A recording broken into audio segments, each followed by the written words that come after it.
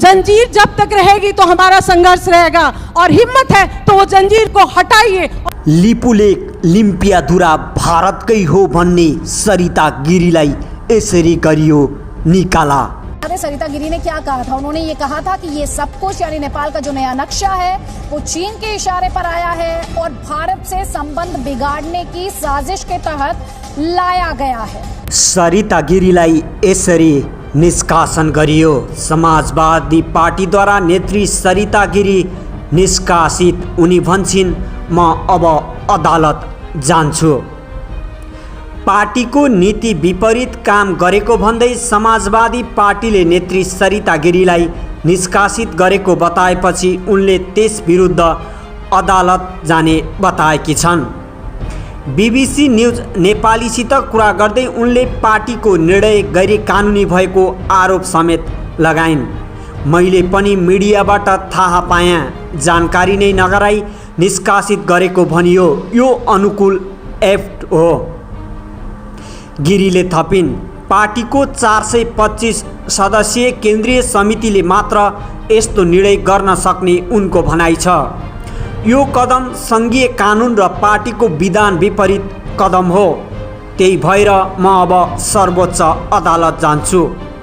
यसअघि मङ्गलबार साँझ समाजवादी पार्टीले संविधान संशोधन विधेयकको पक्षमा मतदान गर्न दिइएको निर्देशन उल्लङ्घन गरेको भन्दै नेत्री सरिता गिरीलाई निष्कासित गरेको जनाइएको थियो। मङ्गलबारको निर्णयसँगै नेत्री गिरीको सांसद पद पनि गुम्ने भएको छ।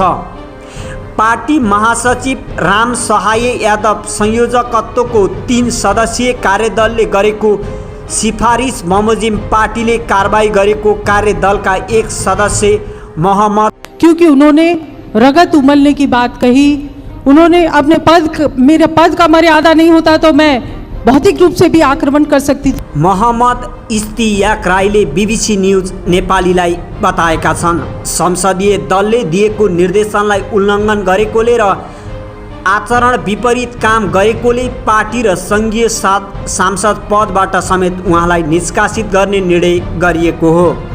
नेता राईले थपे, पार्टी निर्णयबारे बुधबार सङ्घीय संसद सचिवालयलाई जानकारी गराइने उनले बताए। निशाना छाप परिवर्तन गर्न सरकारले ल्याएको संविधान संशोधन विधेयकमाथि गिरीले संशोधन प्रस्ताव दर्ता गराएपछि त्यसलाई फिर्ता लिन समाजवादी पार्टीले निर्देशन दिएको थियो। त्यस्तै विधेयकको पक्षमा मतदान गर्न हिप जारी गरिएकोमा मतदान प्रक्रियालाई नै नेत्री गिरीले बहिष्कार गरेकी थिइन्। कार्यदलले स्पष्टीकरण माग्दा नेत्री गिरीले गल्ती स्वीकार गरेको र त्यो छिमेक गल्ती नभएको कारण निष्कासित गर्ने निर्णय गरिएको नेता राईले जनाएका छन्। नेपालमा भौगोलिक अखण्डताको विषयलाई लिएर सांसदमाथि यसरी कारबाही गरिएको यसअघि आफ्नो सम्झनामा नरहेको राजनीतिशास्त्री कृष्ण पोखरेलले बताउँछन्।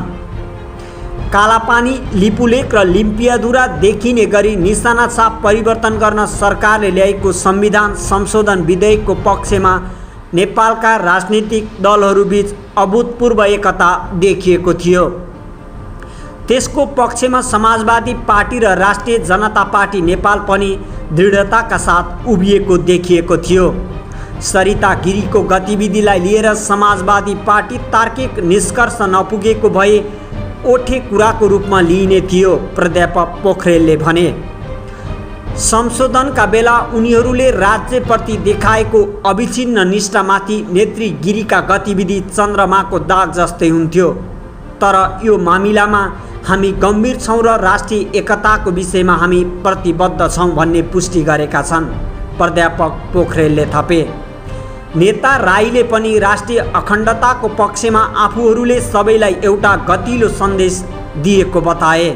उनले भने, राष्ट्रिय एकता, सार्वभौमिकता, देशको भूगोल र अखण्डताको सवालमा हामी दृढ छौँ भन्ने सन्देश हाम्रो पार्टीले दिएको छ।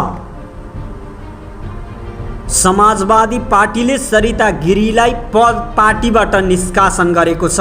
पार्टीको उक्त निर्णयपछि सांसद गिरी अब सांसद नरहने भएकी छन्। पार्टी महासचिव राम सहायक प्रसाद यादवको नेतृत्वमा 3 सदस्यीय कार्यदलले गिरीलाई कारबाही गर्न सिफारिस गरेको थियो। लिम्पियाधुरा, कालापानी र लिपुलेक क्षेत्र समेटिएको नयाँ नक्साअनुसार निशाना छाप परिवर्तन गर्न सरकारले ल्याएको संविधान संशोधन विधेयकमा सरिता गिरीले संशोधन प्रस्ताव दर्ता गराएकी थिइन्।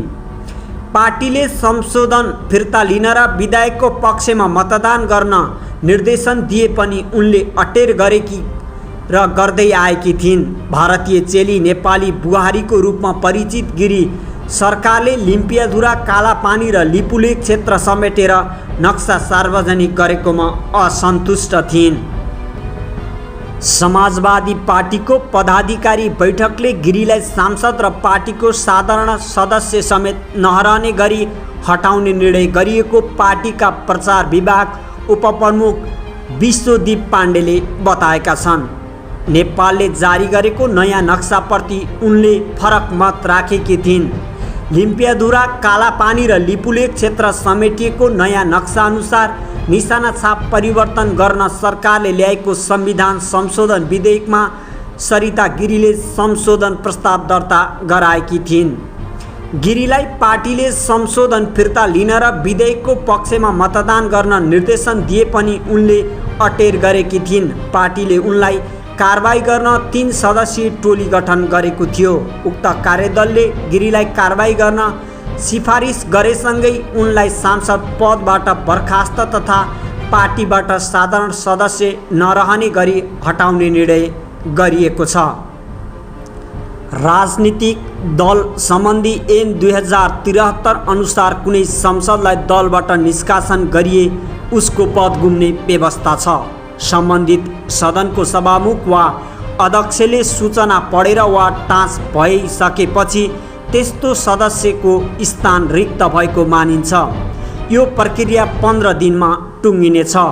नेपालको राष्ट्रियतामाथि लगातार आपत्तिजनक र विवादित अभिव्यक्ति दिँदै आएकी समाजवादी पार्टीकी सांसद सरिता गिरीको सांसद पद गुम्ने निश्चित प्राय भएको छ। उनको पार्टीले सांसद र पार्टीको साधारण सदस्य समेत नरहने गरी गिरीलाई कारबाहीको निर्णय गरेको छ। कालापानी, लिपुलेक, लिम्पियाधुरा समेटिएको नयाँ नक्साअनुसार निशाना छाप परिवर्तन गर्न सरकारले ल्याएको संविधान संशोधन प्रस्तावमाथि गिरीले संशोधन राखेकी थिइन्। त्यही विषय बढ्दै गएर समाजवादीले गिरीलाई कारबाही गर्ने निर्णय गरेको हो। निर्णय संसद सचिवालयमा पेश भएपछि उनको पद रिक्तको औपचारिक प्रक्रिया सुरु हुनेछ। यद्यपि गिरीले आफू अन्यायमा परेको भन्दै अदालत जाने बताएकी छन्। समाजवादी पार्टीका सांसद मोहम्मद इस्तियाक राईले नयाँ पत्रिकासँग भने उहाँलाई पार्टी र सांसद दुवै पदबाट हटाउने निर्णय भएको छ। छानबिन गर्नको लागि कार्यदल बनेको थियो। कार्यदलको सिफारिसलाई आधार मानेर उहाँलाई कारबाही गरिएको हो। गिरीले संविधान संशोधनको विषयमा पार्टी हिप उल्लङ्घन गरेकाले छानबिन गरिएको राईको भनाइरहेको छ। गिरीमाथि छानबिनका लागि राम सहायक प्रसाद यादव राई र सुशीला श्रेष्ठको कार्यदल बनेको थियो। राईका अनुसार समाजवादी पार्टीले गिरीलाई निष्कासन गरेको निर्णयको जानकारी सम्बन्धी सूचना आवश्यक कारबाहीका लागि सङ्घीय संसद सचिवालयलाई दिनेछ। राजनीतिक दल सम्बन्धी ऐन 2073 मा सङ्घीय संसद वा प्रदेश सभाको सदस्य रहेको दलको सदस्यले दल त्याग गरेमा वा निजलाई दलबाट निष्कासन गरिएमा त्यसको निर्णयसहितको सूचना सम्बन्धित संसदीय दलले सम्बन्धित सभाको सचिवालयलाई दिनुपर्ने प्रावधान छ। त्यसपछि सचिवालयले सम्बन्धित सदनको सभामुख वा अध्यक्ष समेत सूचना पेश गर्दछ। सूचना प्राप्तपछि सम्बन्धित सदनको सभामुख वा अध्यक्षले सूचना दर्ता भएको मितिले 15 दिनभित्र त्यस्तो सूचनाको जानकारी सम्बन्धित सदन वा सभामा दिनुपर्छ। तर संसदको चालु अधिवेशन नरहेको अवस्थामा त्यस्तो सूचना सम्बन्धित सचिवालयको सूचना पार्टीमा टाँस गर्नुपर्नेछ र संसदको अधिवेशन बसेपछि त्यस्तो बेहोरा सम्बन्धित सदन वा सभालाई जानकारी गराउनुपर्छ। त्यस्तो सूचना सम्बन्धित सदन वा सभाको सभामुख वा अध्यक्षले सम्बन्धित सदनलाई जानकारी दिएपछि वा सम्बन्धित सचिवालयको सूचना पार्टीमा टाँस भइसकेपछि त्यसको सदस्यको स्थान रिक्त भएको मानिनेछ। ऐनको दफा 36(2) सदस्यको स्थान रिक्त भएको जानकारी सम्बन्धित सचिवालयले निर्वाचन आयोगलाई 15 दिनभित्र दिनुपर्ने प्रावधान राखेको छ। आयोगमा जानकारी आइसकेपछि पदपूर्तिका सम्बन्धमा आवश्यक काम अघि बढ्ने निर्वाचन आयोगका प्रवक्ता राजकुमार श्रेष्ठले बताए। उनले भने, अहिलेसम्म हामीलाई कारबाही गरिएको बारे जानकारी छैन। सांसदलाई कारबाही गरिएको कुरा आयोगलाई जानकारीमा आउँछ। त्यसपछि आयोगले सूचना निकालेर कारबाही गरिएको सांसद पदमुक्त भएको बताउँछ। दलले समानुपातिक सांसदलाई कारबाही गरेको हो भने दलले पुनः नयाँ नाम सिफारिस गर्नुपर्ने हुन्छ।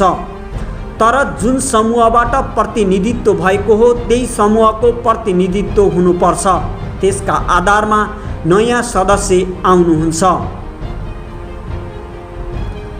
नयाँ सांसद आउने कुरामा चाहिँ आयोगले सचिवालयलाई जानकारी दिएपछि प्रक्रिया अघि बढ्ने संसद सचिवालयका प्रवक्ता रोजनाथ पाण्डेको भनाइ छ। उनले भने, सदस्यता निर्धारण गर्ने काम आयोगले गर्छ। आयोगबाट नयाँ सदस्य आइसकेपछि संसदले शपथ खुवाउने लगायत काम गर्ने हो। निशाना छाप परिवर्तन गर्न सरकारले ल्याएको संविधान संशोधन प्रस्तावमाथि गिरीले संशोधन राखेकी थिइन्। स्रोत र प्रमाण नखुलाइएको भन्दै उनले 28 जेठमा संसद सचिवालयमा संशोधन दर्ता गराएकी थिइन्।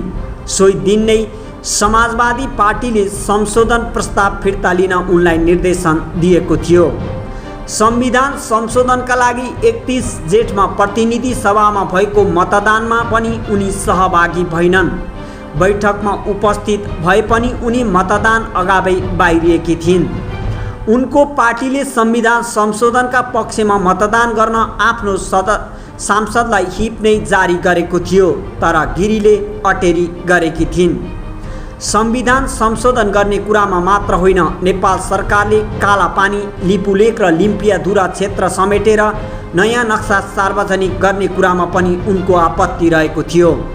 2 जेठमा प्रस्तुत भएको नीति तथा कार्यक्रममा कालापानी, लिपुलेक र लिम्पियाधुरा समेटिएको नयाँ नक्सा प्रकाशन हुने विषय समेटिएपछि गिरीले यस कदमको विरोध गरेकी थिइन्।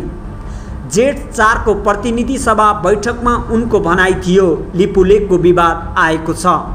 भारत र चीनसँग संवाद बिना नै जसरी राष्ट्रपतिको मुखबाट नयाँ नक्सा सार्वजनिक गर्ने कुरा गरियो त्यसले चाहिँ विदेश नीतिको क्षमतामाथि प्रति प्रश्न चिन्ह उठाउँछ।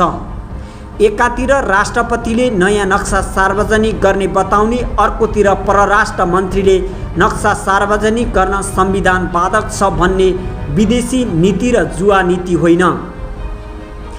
विदेशी नीति जुवा नीति होइन, ग्याम्बलिङ होइन। यहाँ तपाईँ 2 छिमेकीसँग वार्ता गरिरहनु भएको छ, 2 छिमेकीसँग बात गर्नुपर्छ। सशज्ञ उनले दिएको उक्त अभिव्यक्ति विरुद्ध संसद र बाहिर पनि विरोध हुँदै आएको थियो। समाजवादी पार्टीमाथि कारबाहीको लागि दबाव परेको थियो।